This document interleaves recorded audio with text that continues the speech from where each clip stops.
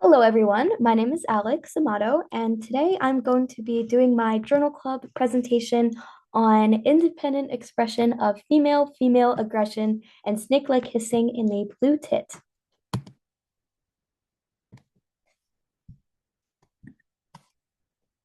So, for some background information, female on female aggression is widely understudied in nature when compared to studies on aggression between males.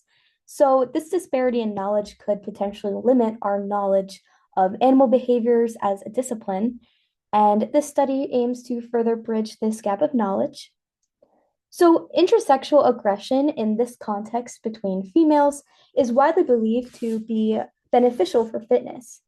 So this aggression displays allows the birds to deter predators, secure mates, and just protect their nest, their territories. However, there are trade-offs associated with this behavior. So even though this behavior is meant to ward off predators or competing birds, this may also attract unwanted attention to the bird itself, which of course is not ideal for the blue tit. So, this trade off really emphasizes why this study is important and why we need to continue studying the adaptive significance of such traits. So, just going into a little bit of vocabulary that may be relevant for the study. One, behavior syndrome, that is a distinct trait that is consistent throughout many contexts. So, applying this to people, because that's a lot easier for us to understand, a funny person may just be a funny person, whether they're at home or with their friends or at work or at school. The point is, it's consistent amongst many different contexts. And a personality trait, this one is a bit more straightforward. This is simply a repeatable characteristic of an individual. And for this study, it will be hissing and aggressive displays. So, the purpose of this research is to investigate whether female on female aggression and hissing are consistent behavioral traits, and it evaluates the probability of a behavioral syndrome. So, this is to see if females who displayed more signs of aggressive behavior hissed at predators more. So, having this information could add to the discussion on evolutionary constraints on animal behaviors. If it is found that there is a correlation between hissing and aggression, there may be other instances of correlating behaviors that can provide us with beneficial information on species that are a part of our ecosystem, an important part of our ecosystem at that. So ultimately, this study aims to investigate if selection favors correlated behaviors. So just going into the blue tit behavior itself, we are going to be talking about aggression, which for this study is going to be measured as pecking and landing time on the decoy that they're going to put in the nest box, and also just spending more time on or near the nest box. And then hissing itself, that is just a form of mimicry of their natural predator. And this is meant to ward off predators. And yeah, there's also this QR code up here. This will take you to a YouTube video of a blue tit hissing sound. I was really curious about this and I found this video to be really cool. You're more than welcome to check it out if you would like. So the methods for testing for aggression were done by simulating territorial intrusion of free living blue tits nests. And this was done by placing taxidermied blue tit decoys on top of the nest box to simulate a threatening intrusion. And then behavior responses were measured and recorded during the intrusions, then analyzed further with statistical models. So the test for hissing was a little different. So they simulated a predator again using a yellow marker, and then they used a 3D printed woodpecker, which the woodpeckers are an aggressive species as well. So the blue tit would perceive this as a threat. So they would place the decoy inside of the blue tit nest boxes, and then they would record whether or not they hissed, how long, all the information, and would record that with a like a camcorder.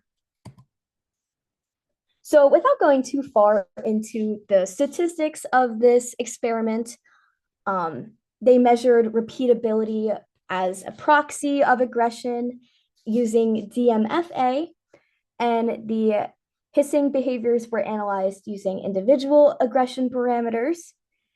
And furthermore, um, the Spearman's rank correlation coefficient test was used to test for the presence of the behavior syndrome, which is the correlation between hissing and the aggression displays. So this table just displays the repeatability for each of the aggressive behaviors with the 95% confidence interval given in brackets and the p-values given in the next column. And then here are the results of the aggression versus hissing behaviors. As you can see, there's not a correlation between these two variables, indicating that there might not actually be a behavior syndrome. So the key findings of this experiment found that hissing is a highly repeatable behavior, while female on female aggression is only a mildly repeatable behavior. And it also found that there's no significant relationship between hissing and aggression displays, indicating a lack of behavior syndrome, like I just said. And hissing does not correlate with number of pecks, time on decoy, time in nest box, time in entrance, number of calls, or approach distance.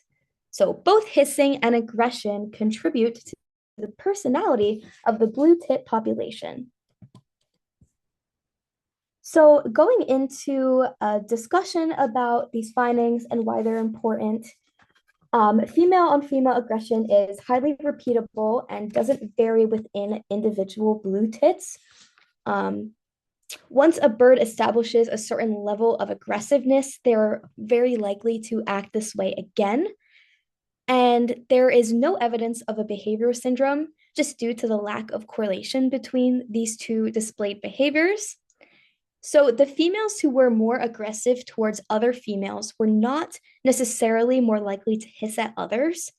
And alternatively, females who were less aggressive were not any less likely to hiss at a perceived threat. So findings suggest that selection did not favor correlated behaviors and that the two behaviors evolved independently of each other. And female on female aggression and hissing behaviors are likely not underpinned by the same mechanisms, just because we were talking about the evolutionary constraints. And because there is no correlation, they were probably not developed by the same patterns. So, why this study is big in the big picture of this class and science as a whole is a big goal that we have is to understand the ultimate causes of animal behaviors, which is why animals evolved the behaviors that they did. And this study can really contribute to that by just giving us a deeper knowledge of our understanding of the creatures who also take up space on this planet and maybe even help strengthen our own understanding of our own behaviors and why we evolved the way they did. So future research could go into, they could consider the aggression throughout multiple breeding stages and years or age of the bird, that is. So this study was only conducted in the span of 1 year and one breeding season, which could explain a little bit of the limitations, maybe. And a more expansive study may produce more accurate details and maybe even further insights into other other findings. A larger sample size should definitely be considered as well because the Sample size in this study was limited to less than 200. And also considering the context for which these behaviors are expressed by incorporating more longitudinal data could really just help in understanding why and how these behaviors are even relevant, and also consider the fact that differences in the number of hissing calls could reflect the differences in predation levels in each population. So, although this was a very good study, there are definitely some loose ends that could be tightened up and could help contribute to further and better research. Okay, thank you all so much. I really hope you enjoyed learning about blue tit hissing and aggression, and I hope you all have a great day. And here are my works cited, including all of the photos.